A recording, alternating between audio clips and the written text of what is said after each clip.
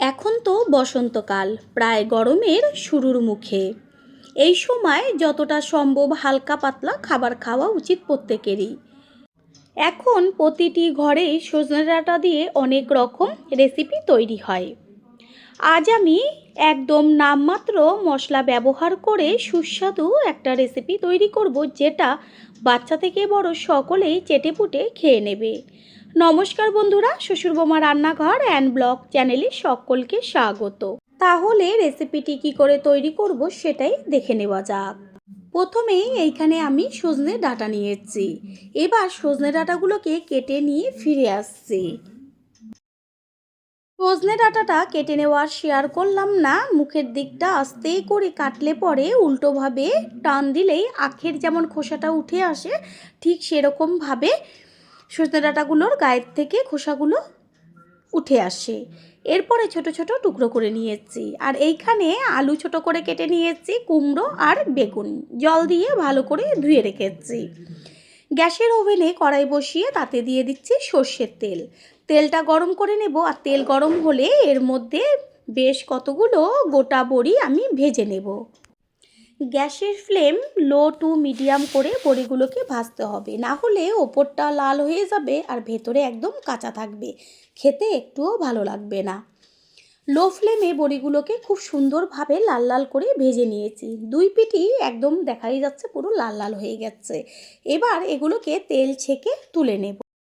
বেঁচে থাকা তেলের মধ্যে দেব আর অল্প পরিমাণ সর্ষের তেল। রেসিপিটা একদম অল্প তেলেই আমি তৈরি করব। তারপর দিয়ে দিচ্ছি হাফ চা চামচ পরিমাণ পাঁচফোড়ন। এইখানে আপনারা চাইলে শুধু কালো জিরেও দিতে পারেন। ফোড়নের থেকে খুব সুন্দর একটা গন্ধ বেরোচ্ছে। এই পর্যায়ে এর মধ্যে দিয়ে দিচ্ছি ছোট ছোট করে ডুমু করে কেটে নেওয়া আলু। আলু তাড়াতাড়ি সিদ্ধ হয়ে যাবার জন্য দিয়ে দিচ্ছি হাফ চা চামচ পরিমাণ লবণ। আর কালারের জন্য ছোট চামচের হাফ চামচের থেকেও কম পরিমাণ হলুদ গুঁড়ো। লবণ আর হলুদটা ভালো করে নেড়ে চেড়ে মিশিয়ে নিয়ে গ্যাসের ফ্লেম লোয় রেখে আলুটাকে খুব ভালো করে ভেজে নেব। আলু 50% মতন সিদ্ধ হয়ে গেছে। এই পর্যায়ে এর মধ্যে দিয়ে দিচ্ছি কেটে নেওয়া সজনে ডাঁটা। সজনে ডাঁটাগুলোকে এবার আলুর সাথে একইভাবে ভেজে নেব।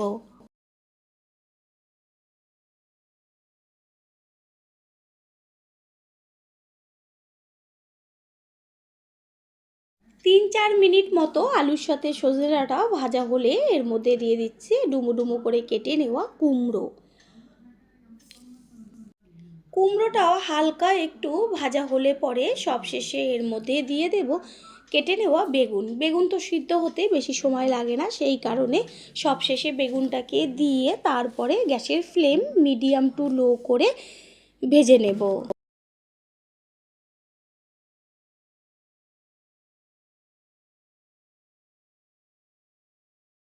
সব সবজি খুব সুন্দরভাবে ভাজা হয়েছে। এই পর্যায়ে এর মধ্যে দেব গ্রেট করে নেওয়া 1 চা চামচ পরিমাণ আদা। আর দেব 1 চা চামচ জিরের গুঁড়ো আর 1 চা চামচ ধনের গুঁড়ো। জিরের গুঁড়ো, ধনের গুঁড়ো আর আদা সবজির সাথে ভালো করে মিশিয়ে নিয়ে সামান্য একটু জল দিয়ে তারপরে কষিয়ে নিতে হবে, এই যে মশলাগুলোর কাঁচা গন্ধটা যাওয়া পর্যন্ত। দেব ঝালের জন্য চিড়ে নেওয়া কাঁচা লঙ্কা। আর কোনো রকম এর মধ্যে আমি এখন মশলা ব্যবহার করব না, দিয়ে দিয়েছি জল। এবার মশলাটা কষানো হোক। নামমাত্র মশলা ব্যবহার করেও যে দারুণ টেস্টি রেসিপি তৈরি হয়, যেটা নাকি তৈরি করে খাওয়ার পরেই বুঝতে পারবেন। কিছুক্ষণের জন্য একটা ঢাকনা চাপা দিয়ে দেব।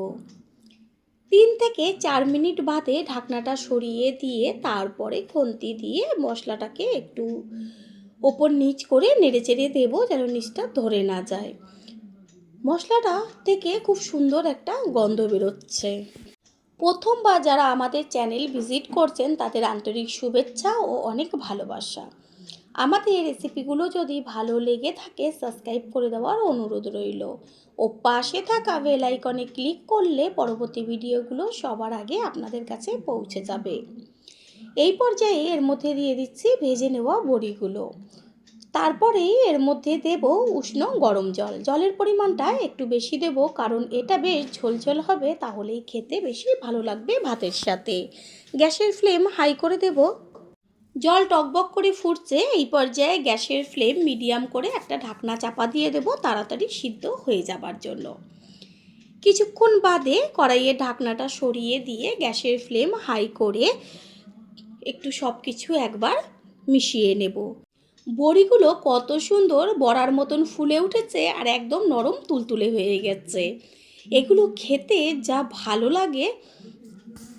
একটুখানি চেক করে নিয়েছিলাম লবণ লাগবে কি না, লবণ প্রয়োজন সেই কারণে আর ছোটো চামচের 1 চা চামচ লবণ দিয়ে দেওয়া হলো। লবণটাকে মিশিয়ে নিয়ে গ্যাসের ফ্লেম একটু মিডিয়াম করে দেব সবজির মধ্যে লবণটা যাবার জন্য। পুরনো বন্ধুদের সবসময় আমাদের পাশে এইভাবে ভালোবেসে থাকার জন্য অনেক অনেক ভালোবাসা। সমস্ত সবজি খুব সুন্দরভাবে সিদ্ধ হয়ে গেছে, আর কোনো রকম মশলা এর মধ্যে ব্যবহার করব না। গ্যাস অফ করে দেব। তার আগে ওপরে ছড়িয়ে দেব টেস্টটা আরেকটু টেস্টি হবার জন্য কুচিয়ে নেওয়া ধনেপাতা। ধনেপাতাটাকে মিশিয়ে নিয়ে তারপরে কিছুক্ষণের জন্য রেস্টে রেখে দেব একটু ঢাকনা চাপা দিয়ে। কিছুক্ষণ রেস্টে রাখার পর এবার একটা পাত্রে তুলে নেব। তৈরি হয়ে গেল আজকের সজনে ডাঁটার রেসিপি। আশা করি রেসিপিটি ভালো লাগলো, আর যদি ভালো লেগে থাকে একটা লাইক, কমেন্ট, পারলে একটা শেয়ার করে অবশ্যই জানাবেন। আপনাদের দেওয়া একটা লাইক ও লাইকের পাশে থাকা হাইপ আর একটা শেয়ার আমাদের কাছে অনেক অনেক গুরুত্বপূর্ণ। All friend, thanks for watching my video. আপনারা সকলে ভালো থাকবেন, সুস্থ থাকবেন। আবারও দেখা হবে অন্য কোনো রেসিপির এপিসোডে।